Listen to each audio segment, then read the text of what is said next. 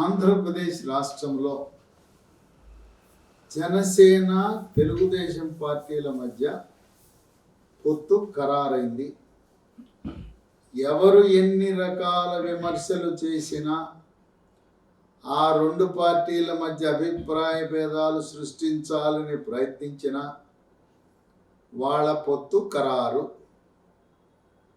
వైఎస్ఆర్సిపి నాయకులు, మంత్రులు అనేక రకాలుగా వాళ్ళిద్దరి మధ్య మైత్రిని, బంధాన్ని తెంపాలని చూశారు. నారద పాత్ర పోషించాలని వైఎస్ఆర్సిపి నాయకులు శతవిధాల ప్రయత్నించారు. వాళ్ళ ప్రయత్నాలు ఫలించలేదు. ఒక నిర్ణయానికి వచ్చేశారు. చంద్రబాబు నాయుడు అవసరమైతే ఒక మెట్టు దిగుతా, పవర్ స్టార్ పవన్ కళ్యాణ్ 4 సీట్లు అటైనా ఇటైనా వైఎస్ఆర్సిపి ప్రభుత్వం మళ్ళీ రాకూడదు.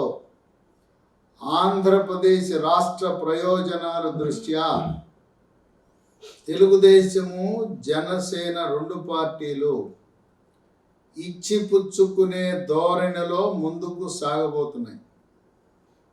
తర్వాత పవర్ స్టార్ పవన్ కళ్యాణ్ తన నాయకులకు, శ్రేణులకు, కార్యకర్తలకు కూడా హితబోధ చేశాడు.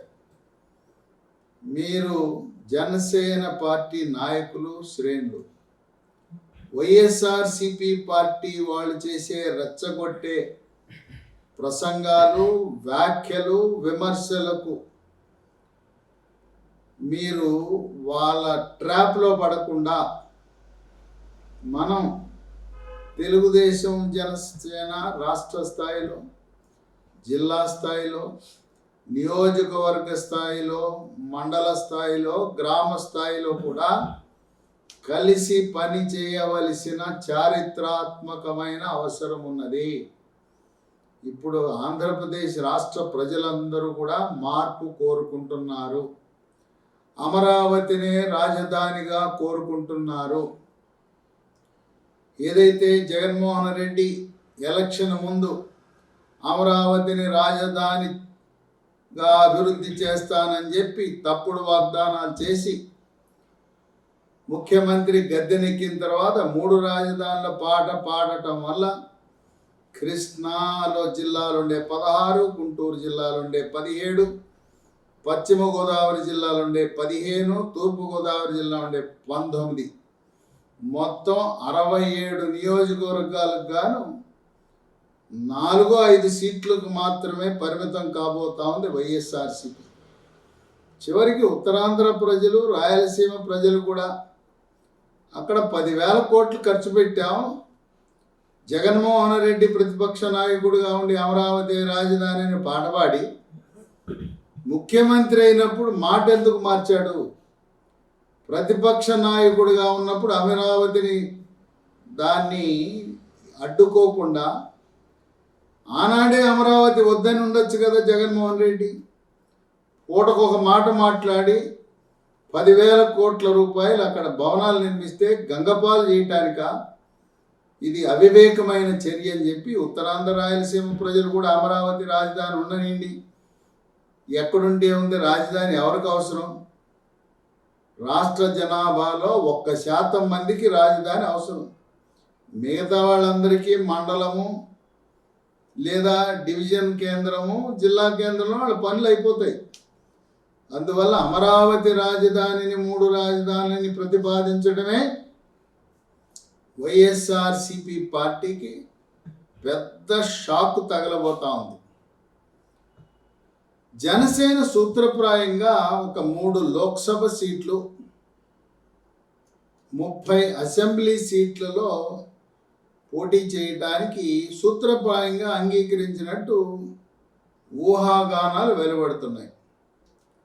లోక్సభ సీట్లు అనకాపల్లి, కాకినాడ, తిరుపతి. కాకినాడలో కాపు సామాజిక వర్గానికి చెందిన అభ్యర్థికి ఇచ్చే అవకాశం ఉంది. తిరుపతి ఎస్సీ రిజర్వ్డ్ నియోజకవర్గం. ఈ 3 లోక్సభ సీట్లు జనసేన అభ్యర్థులను సిద్ధం చేసుకుంటా ఉంది. 26 జిల్లాలలో, అంటే ఉమ్మడి 10 జిల్లాల్లో 30 నియోజకవర్గాలు ప్రాథమికంగా గుర్తించింది జనసేన. ప్రస్తుతం జనసేన తెలుగుదేశం పార్టీ పొత్తులో ఉన్నాయి. ఎన్నికల షెడ్యూల్ విడుదలైన తరువాత భారతీయ జనతా పార్టీ కూడా జనసేన తెలుగుదేశం కూటమిలో చేరితే భారతీయ జనతా పార్టీ వాళ్ళు 13 అసెంబ్లీ సీట్లు, 6 లోక్సభ సీట్లు అడిగే అవకాశం ఉంది. అందువల్ల ఇవి ప్రాథమికంగా ఏదైతే జనసేన తెలుగుదేశం పార్టీ మధ్య అవగాహన కుదిరిందో మార్పులు చేర్పులకు అవకాశం ఉండేలా వాళ్ళు అభ్యర్థులను రంగం సిద్ధం చేసుకుంటున్నారు. అవసరమైతే మేము ప్రకటించిన స్థానాలలో కూడా మీరు త్యాగం చేయవలసి వస్తుంది, రాష్ట్రం కోసం, పార్టీ కోసం మీరు త్యాగం చేస్తే మీ త్యాగాలను మేము మరవం. డబ్బులు ఖర్చు పెట్టి ఎమ్మెల్యే 5 సంవత్సరాల పదవి పొందే బదులు నయా పైసా ఖర్చు లేకుండా 6 సంవత్సరాల ఎమ్మెల్సీ పదవి మీకు కట్టుబెడతాం. పైగా సీనియర్ నాయకులు ఎమ్మెల్యేగా పోటీ చేయవలసిన అవసరం లేదు. ఉదాహరణకు యనమల రామకృష్ణ, ఆయన తుని నుంచి వారి పెద్ద కుమార్తె దివ్యని పోటీకి దింపుతున్నారు. కుమార్తె ఎమ్మెల్యేగా తణుకులో గెలుస్తుంది. మళ్ళీ యనమల రామకృష్ణుడు ఆయన ఆర్థిక శాఖ మంత్రి, శాసనసభ వ్యవహారాల మంత్రిగా, ఆయన ఉప ముఖ్యమంత్రిగా కూడా బాధ్యతలు చేపట్టే అవకాశం ఉంది. ఈసారి బీసీ ముఖ్యమంత్రిగా గతంలో కేఈ కృష్ణమూర్తి ఉండటం వల్ల యనమల రామకృష్ణుడికి అవకాశం లభించలేదు. కేఈ కృష్ణమూర్తి రాజకీయాల నుంచి విరమించుకున్న కారణం వల్ల బీసీ సామాజిక వర్గంలో సీనియర్ మోస్ట్ బీసీ నాయకుడు యనమల రామకృష్ణుడు ఇప్పటికి పార్టీ పెట్టినప్పటి నుంచి 1982 నుంచి పార్టీ మారకుండా తెలుగుదేశంలోనే ఆనాడు ఎన్టీ రామారావుతో తదుపరి చంద్రబాబు నాయుడు వెంట నుండి గెలిచినా ఓడినా పార్టీనే నమ్ముకుని తెలుగుదేశం సిద్ధాంతాన్ని పాలిట్ బ్యూరో సభ్యుడిగా ముందుకు తీసుకువెళ్తున్న వ్యక్తి. ఆ విధంగా సీనియర్ నాయకులు ఎమ్మెల్యేగా పోటీ చేయకపోయినా క్యాబినెట్లో అవకాశం లభించవచ్చు. వాళ్ళని మంత్రిగా పదవి ప్రమాణ స్వీకారం చేసిన తర్వాత 6 నెలల లోపల ఎమ్మెల్సీగా ఎన్నికైతే సరిపోతుంది. అందువల్ల తెలుగుదేశము జనసేన నాయకులు ఇరువురు కూడా అన్ని నియోజకవర్గాల్లో పార్టీ అధిష్టానం కోరితే వాళ్ళు త్యాగం చేయడానికి సిద్ధంగా ఉన్నారు.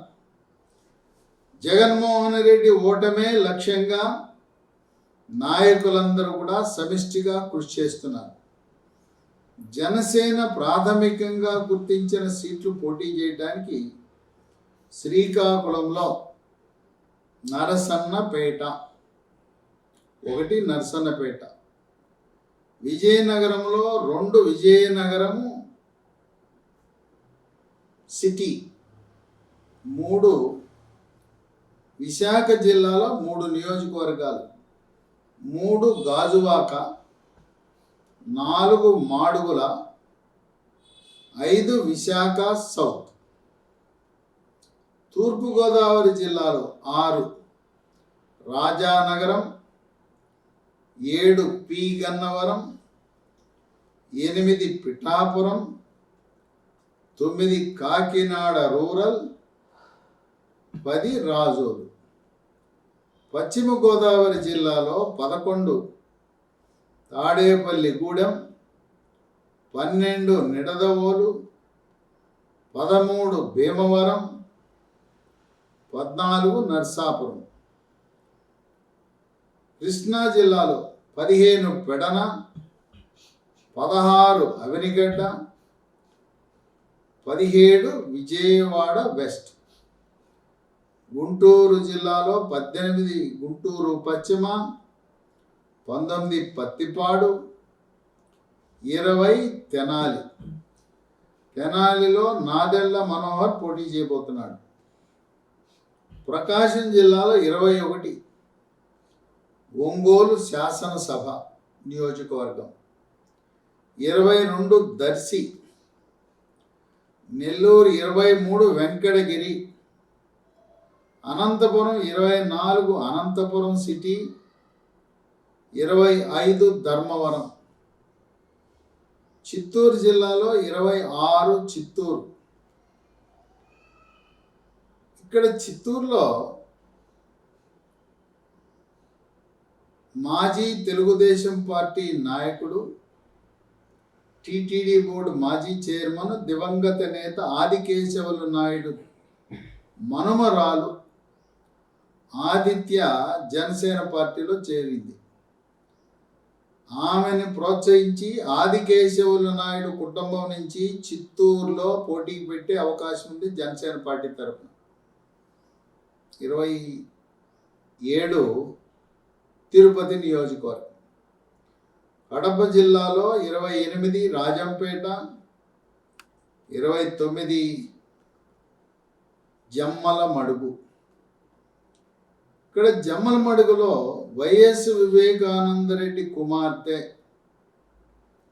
డాక్టర్ వైఎస్ సునీత, ఆమె జమ్మలమడుగులో పోటీ చేసే అవకాశం ఉంది. ఆమె ప్రత్యేకంగా ఆ నియోజకవర్గాన్ని ఎందుకు ఎంపిక చేసుకుందంటే, తన తండ్రి వైఎస్ వివేకానందరెడ్డి హత్యలో కీలక పాత్ర పోషించిన ప్రస్తుత కడప ఎంపీ వైఎస్ అవినాష్ రెడ్డి జమ్మలమడుగు నియోజకవర్గానికి చెందినవాడు. ఈసారి కడప ఎంపీ కాకుండా జమ్మలమడుగు నుంచి పోటీ చేయాలనే సంకల్పంతో ఉన్న వైఎస్ అవినాష్ రెడ్డిని ఓడగొట్టాలనే ఆలోచనతో వైఎస్ సునీతారెడ్డి జనసేన పార్టీ తరపున జమ్మలమడుగు నుంచి పోటీ చేయాలనే ఆలోచన ఉన్నట్టు సమాచారం. కర్నూలు 30, ఆళ్లగడ్డ. ఈ 30 నియోజకవర్గాల్లో సూత్రప్రాయంగా చంద్రబాబు నాయుడు కూడా అంగీకరించాడు. ఇక పవర్ స్టార్ పవన్ కళ్యాణ్ ఎక్కడి నుంచి పోటీ చేస్తాడనేది ఇంకా నిర్ధారణ కాల.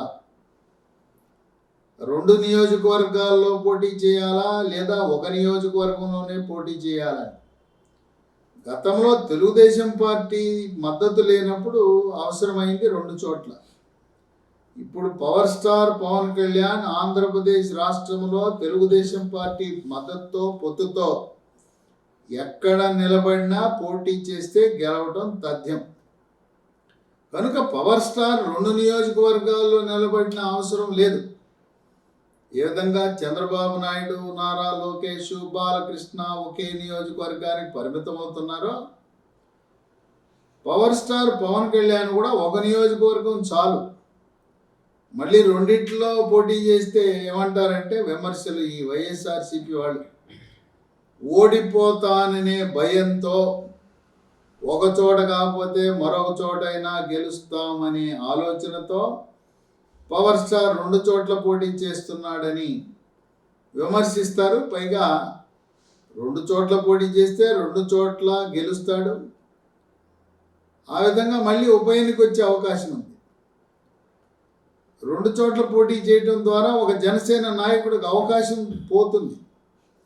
అందువల్ల ప్రస్తుత పరిస్థితిలో జనసేన తెలుగుదేశం పార్టీ గెలుపు దిశగా అడుగులు వేస్తున్న తరుణంలో జనసేన అధినేత 2 చోట్ల పోటీ చేయవలసిన అవసరం లేదు. 2019లో గాజువాక, భీమవరం 2 చోట్ల ఓటమి చెందాడు. ఆ 2 నియోజకవర్గాల్లో ఒకదాన్ని ఎంపిక చేసుకుంటాడా, లేదు పిఠాపురం కాపులు అత్యధికంగా ఉండి జనసేన కంచుకోటలా ఉన్న పిఠాపురాన్ని ఎంపిక చేసుకుంటాడా, లేదు తిరుపతి తన అన్న చిరంజీవి విజయం సాధించి దేవుని పాదాల చెంత తిరుపతి నుంచి పోటీ చేస్తాడా. ఈ మధ్యకాలం ఇంకో ఊహాగానం కూడా వచ్చింది. కృష్ణా జిల్లాలో అవినిగడ్డ నియోజకవర్గం నుంచి జనసేన అధినేత పోటీ చేస్తాడని ప్రచారం జరుగుతూ ఉంది. ఏదేమైనా ఇంతవరకు జనసేన అధినేత ఏ నియోజకవర్గం నుంచి పోటీ చేస్తాడనే ప్రకటన కానీ స్పష్టత కానీ రాలేదు. అయితే ఆయన కూడా ఎందుకు రెండు అవసరమే ఉన్నది, ఒకటి సరిపోతుంది కదా, ఒక దాంట్లో డెఫినెట్గా తప్పకుండా గెలుస్తాం కనుక ఒక నియోజకవర్గానికే పరిమితం అవుతాడని జనసేన వర్గాల ద్వారా సమాచారం అందుబాటులోకి వస్తూ ఉంది. ఏదేమైనా జనసేన తెలుగుదేశం పార్టీ పొత్తు వల్ల వైఎస్ఆర్సిపి పార్టీలో ప్రకంపనలు మొదలైనవి. ఆ పార్టీలో దాదాపు 60 నుంచి 70 మంది ఎమ్మెల్యేలను, ఎంపీలను, ఇన్ఛార్జీలను కొంతమందికి సీట్లు నిరాకరించడం కానీ, కొంతమందిని నియోజకవర్గాల మార్పు, లోక్సభ సభ్యుల్ని ఎమ్మెల్యేలుగా, ఎమ్మెల్యేలు లోక్సభ సభ్యులుగా మార్చడం, రకరకాల మార్పులు చేర్పులు జగన్మోహన్ రెడ్డి ఎందుకు చేస్తున్నాడంటే తెలుగుదేశం జనసేన పార్టీ రెండు కలిసి పోటీ చేస్తే వైఎస్ఆర్సిపి పార్టీకి కష్టకాలము దాపురించింది. అమరావతి రాజధానిని లక్ష్యంగా ఆంధ్రప్రదేశ్ రాష్ట్రంలో ఉండే అన్ని రాజకీయ పార్టీలు ఒక్క వైఎస్ఆర్సిపి పార్టీ మినహాయించి అన్ని పార్టీలు కూడా అమరావతి రాజధానిని కోరుకుంటున్నారు. కేంద్రము మెడలు వంచి ప్రత్యేక హోదా తెస్తానన్న జగన్మోహన్ రెడ్డి కేంద్రం మెడలు వంచడం కాదు, ఈయనే కేంద్ర ప్రభుత్వం దగ్గర, ప్రధానమంత్రి మోదీ దగ్గర, అమిత్ షా దగ్గర మెడలు వంచి నమస్కరించి ఎప్పటికప్పుడు మా రాష్ట్రం ఆర్థిక సంక్షోభంలో ఉన్నది, నిధులు ఇవ్వండి అని తెచ్చుకుంటున్నాడు. నామకే వాస్తే నేను ప్రత్యేక హోదా అడుగుతున్నానని చెప్పటం కోసం వెళ్ళినప్పుడల్లా ఆయన వాళ్ళని అడుగుతాడో లేదో ఎవరికి తెలియదు. పత్రికలకు ఇచ్చే వార్తలో మాత్రం ప్రత్యేక హోదా గురించి ప్రస్తావించారనేది మాత్రం పత్రికలకు విడుదల చేస్తారు సమాచార శాఖ వారు. ఈ విధంగా ప్రత్యేక హోదా అని చెప్పి ఆంధ్రప్రదేశ్ ప్రజలను, ఓటర్లను నేను ప్రత్యేక హోదా కట్టుబడి ఉన్న ఛాంపియన్ అని చెప్పి దాన్ని పూర్తిగా మర్చిపోయి ఈరోజు అమరావతి రాజధాని మూడు ముక్కలాట ఆడుతూ మూడు రాజధానులు అని చెప్పి రాజధాని లేని రాష్ట్రంగా మార్చిన ఆంధ్రప్రదేశ్ ప్రజలు ఆగ్రహావేశాలతో ఉన్నారు. వాళ్ళ కోపాన్ని రేపు శాసనసభ, పార్లమెంట్ ఎన్నికల సందర్భంగా ఎలక్ట్రానిక్ ఓటింగ్ మెషిన్ బటన్ల మీద చూపించి వాళ్ళు మార్పు కోరుకుంటున్నారని చెప్పి విశ్లేషకులు భావిస్తున్నారు.